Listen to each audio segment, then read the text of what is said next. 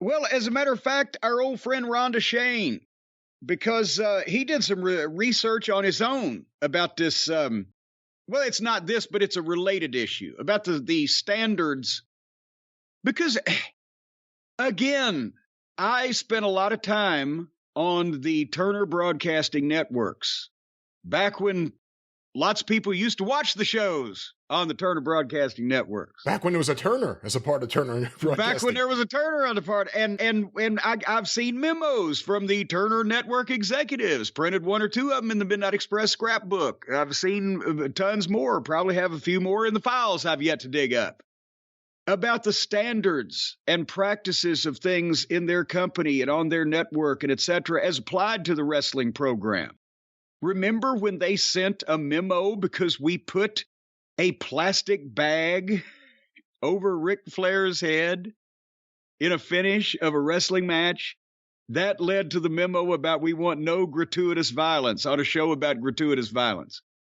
If in any way the word shit, at least in the 80s, had emanated over their network on one of our live television programs, they would have been out of their minds. And remember the fucking heat when Bobby Heenan accidentally, legitimately, I talked to Bobby about it. He freaked out when Pillman went behind him on Nitro that night, live TV, and grabbed him. He was hiding behind him, but Bobby's bad neck, he freaked out because he didn't know it was coming, said, "What the fuck are you doing?" And he instantly thought he was fired at that point. But anyway, they used to have some standards. They had faces then, Brian, back in the old MGM days. No, they used to have some standards. Rhonda Shane, I mentioned him a minute ago. He wrote, and he kind of looked at this from a different aspect. He says, "Gentlemen, I hope you all enjoyed the women's hardcore bloodbath on Friday night on national television. Remember, they had the hardcore match last week on the show nobody watches, thankfully, which including us.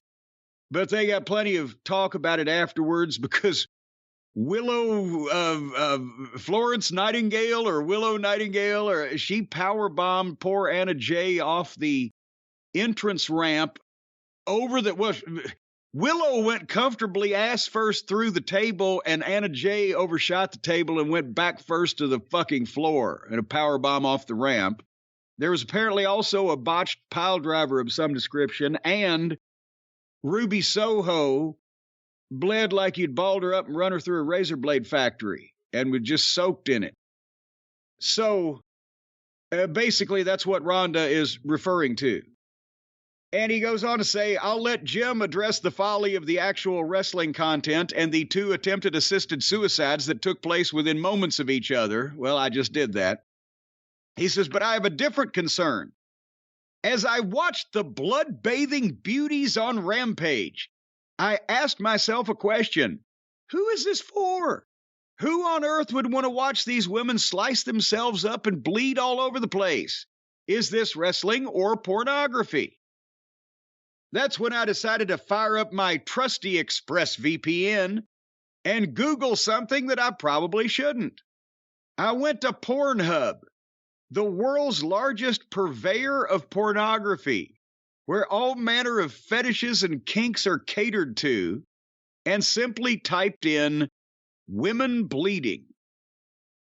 Do you know what popped up in the search results? Nothing. Absolutely nothing. Why? Because Pornhub has made a decision that they will not cater to the type of people that get off on watching women bleed, and block any searches for blood and obviously any acts of violence where women are being slashed with barbed wire, tossed onto thumbtacks, or thrown through tables. The world's largest smut peddler wants nothing to do with these people. Yet AEW and by extension TNT TBS eagerly and openly cater to an audience that even Pornhub wouldn't touch with a 40-foot Peter North pole. It's been said that the difference between art and pornography is difficult to describe, but is blatantly obvious when you see it. I know what I saw. Best regards, Rhonda Shane. Boy, that's a way to look at it, isn't it? What are they fucking doing over there? Well, you know my thought, and it's not just about the bloody women's match. I think women's wrestling, by and large, exists because people in the business may want to support it, and people have been led to believe this is the way it's supposed to be, but I don't think there's a public demand for it. And we've seen, you could talk to people in the arenas, you can look at the ratings.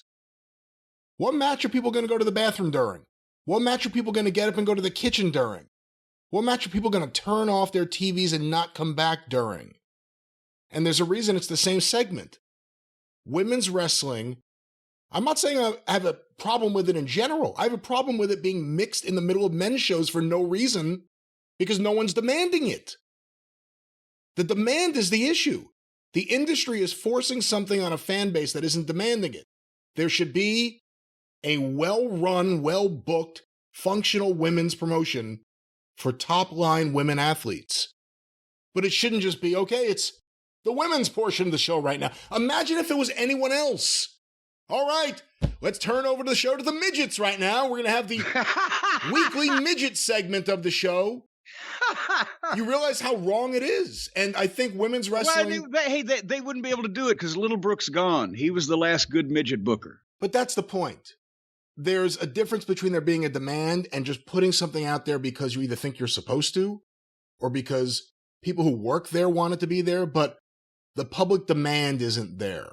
And you can't tell me that any of these wrestling companies wouldn't be better served using that time, and I know Raw's a long time, so let's not even get into that argument, but using the time they use for a lot of those women's segments on developing their stars, on talent development, on more backstage packages that aren't completely phony. Just all of these different things, but instead, each show has the arbitrary amount of time for the women's segments. It usually is the amount of time that it takes to drive people away from the show. Again, WWE has a lot of money and they're about to sell WWE Women, a brand new show, a brand new concept. AEW already copyrighted All Elite Women. Do that and do it well and have the best women's promotion in the world. But when you just throw this stuff in the middle of shows, you're ignoring reality. And to the specific topic of the bloody match, nobody wants to see that. The smallest of the micro niche audience want to see women bleeding all over the place. So there was no point. Let me ask you this. Well, and I'm going to tell you in a second where I agree with you and where I disagree with you about everything you just said. But let me ask you this. Would it be more palatable, or would it be any different, or would it be worse if when they have the bloody women's match now, if instead of the 2023 audience looking at it and obviously pretty much instantly knowing that how the women are bleeding is that they did it to themselves purposefully, or would it be better if they were still looking at it with the 1973 eyes saying, oh my God, that woman just got busted open, and weren't aware that it was purposeful, thought it was a byproduct of what was going on? Is it any different? Is it better? Is it worse? That's a weird question. It's a hard question to answer. See? You know, the other thing is, the bigger question is, despite the way everyone's been used, do you think the majority of wrestling fans still think of wrestling, the women's wrestling today, the way they did in 1973? Well, no, I'm talking about the eyes of 1973, whether it's men or women. Is it more, especially women, because that's the topic, but is it more distasteful now that we know that how they're doing it and that they're doing it on purpose to themselves? Or would it be more distasteful if it was back in the days of wrestling when people thought it was a real injury that had been suffered? Because that was my thing, is that I think it's more distasteful. Remember when, goddamn, what was his name? Worked as Ricky Banderas in Puerto Rico, Judas Messias in TNA Impact long ago, mid-2000s. Debuted to fight with Abyss by coming up through the ring and fucking attacked him and fucking had broken glass and was slicing his arm, right? And this is on fucking Spike. And I know Spike was supposed to be the men's network and all that stuff, but seriously, I looked at it, and the people in the impact zone weren't necessarily fucking, over the moon about this whole thing. They're sitting there like, But there's a guy that's actually, they're portraying that a guy is using broken glass to cut this guy's arm, but in actuality, this guy is using a razor blade to cut his own arm. But whichever viewpoint you come at it with, you can plainly see on their television that the guy's arm is really cut and bleeding. And I thought, how the fuck are they not just going to take us off television for this? And they didn't. But it's not implausible to think that it might happen. As we've mentioned in other places and other times when people have gotten taken off television, sometimes for goofier reasons. But here's back to what I agree and disagree with you about. Everything you said, except the girls should not be in their own well-funded, well-booked promotion. Because it probably wouldn't last fucking 6 months. For the same reason as why we're having this conversation. They need to concentrate again on making the top female athletes that they can find an attraction as part of the regular program, but not half of it. And they don't need a division of 30 women and probably a tag team and all that stuff. They need the Charlottes and the Beckys and the Biancas and the handful of top, and the Rhea Ripleys, the handful of top girls that they have found and that they cultivate and that they keep over. And between 2 shows a week on national television and 5 hours of content time, there's room for 4 to 6 girls to be pushed with an rotating cast of job girls and or adversaries. And that is a boon to the program, and they do sell tickets and they do draw money. But when you get down past the upper echelon, that's what's making the upper echelon less special. When you've got the awkwards and the Barbies and the rest of the rest out there for an equal amount of time on television, it dilutes the whole thing. Especially when a lot of them, and again, there's a difference between, like you said, a Bianca, a Rhea, Bailey, Becky. I would say Sasha Banks. Actually, they've diminished a lot of interest in Bailey now, presenting her like a moop-faced putz here lately, and with the 2 stooges with her that couldn't whip cream with an outboard motor. I mean, they're goddamn minuscule. Well, my point was she's top tier. But yeah, she could be. She's top tier. So you have right there a series of women. It just so happens they're all WWE and they've all come through that system. But you have a bunch of women who are really as good as it gets that we've seen so far. But then you also have a lot of women, and predominantly the ones who get on TV are the ones from AEW, but even NXT, you see it. And sometimes with some of the women who aren't at that top level in WWE, where they're doing choreographed routines. Yes. They're doing synchronized spots that they've been practicing over and over again with the same person. That's where it's like, why is this on TV? Because bad women wrestlers get on TV more than bad men's wrestlers. There are men who could never get on TV. I like the way you stuttered that. Well, because I'm trying to figure out the best way to say it. There aren't men typically being put on TV in good spots that are as bad as some of the women we've seen get a match that goes past the commercial break in AEW. They're not at the level that belongs there, but they're still there because it's the arbitrary women's segment and we need to get people into the segment.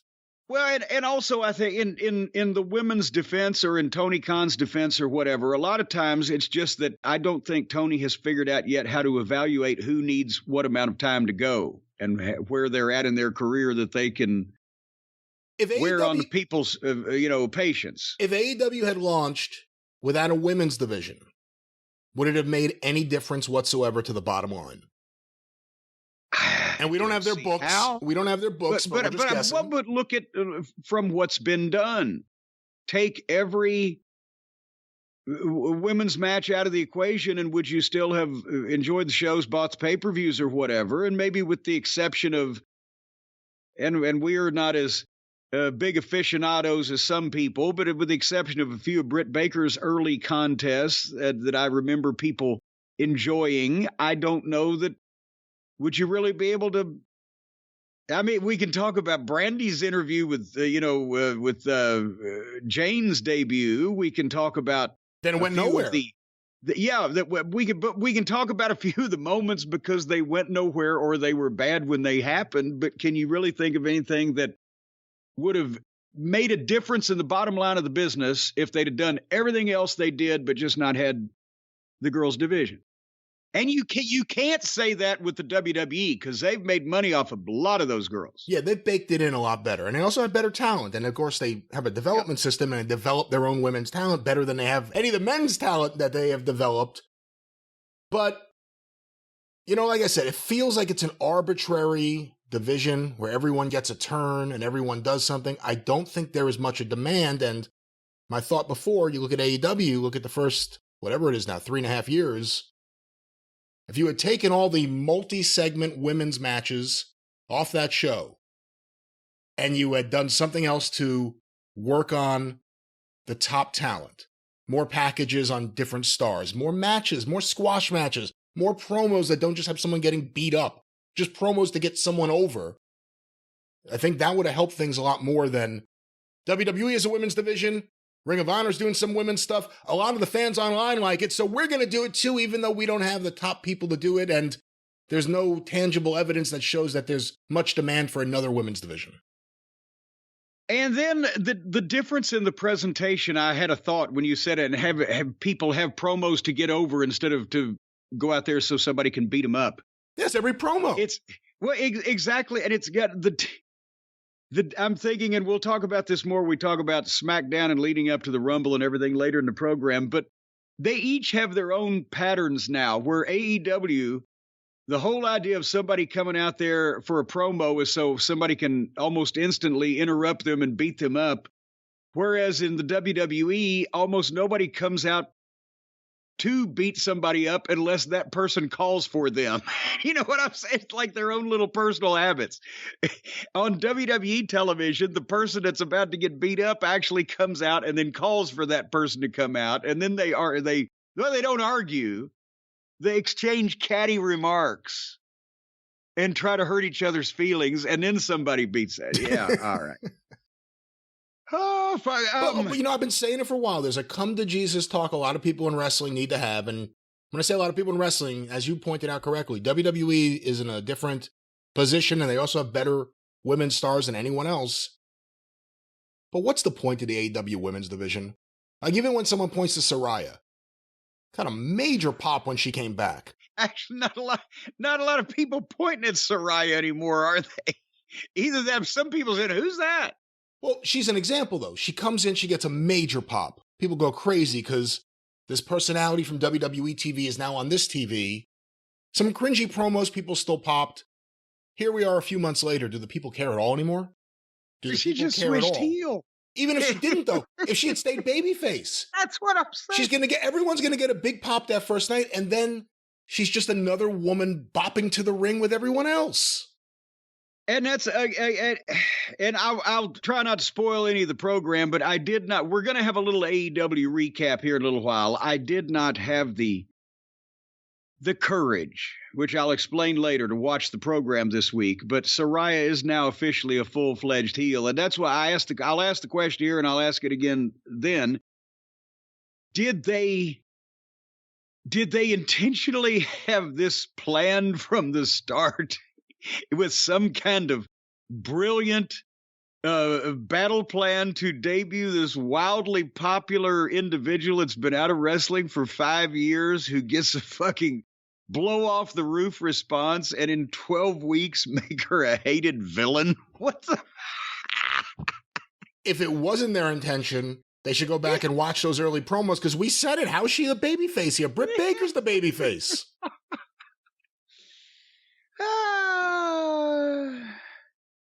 What else you think about them fighting females, Brian?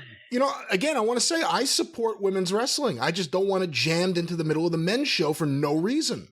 There's not a demand for that. So that's my point.